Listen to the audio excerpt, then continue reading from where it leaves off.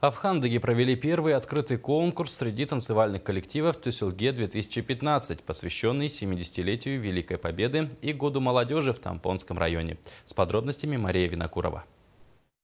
В Хандыге в Центре спорта и культуры «Алроса» прошел первый открытый конкурс среди танцевальных коллективов «Тюсельге-2015», посвященный 70-летию Великой Победы и Году молодежи в Тампонском районе. Конкурс собрал 7 танцевальных коллективов, около 150 участников. На праздник приехали и соседи из Татинского и Аймиконского улусов.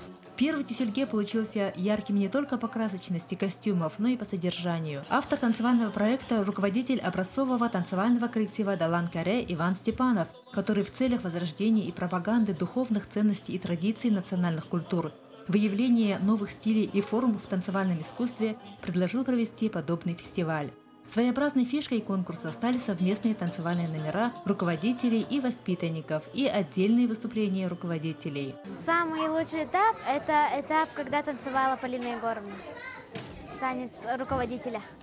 Потому что я считаю, что руководители, они же учат своему таланту, а вот тогда, когда она одна танцевала, тогда она показала свой талант там на сцене. Дебютант празднества – танцевальный коллектив Сайды маленького села Новый, где население не превышает 400 человек. Коллективу всего полгода, которым руководит выпускник хореографического училища Риворий Прокопьев. Но это не стало преградой для танцевальной борьбы с известными коллективами. Северные элементы – вот это самые сложные танцы, между прочим, если так взять.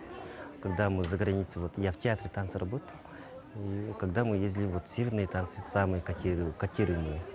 По итогам фестиваля Гран-при Тюсельге-2015 присуждено образцовому танцевальному коллективу «Далан Каре», ДК Манчары поселка Хандыга, руководитель Иван Степанов.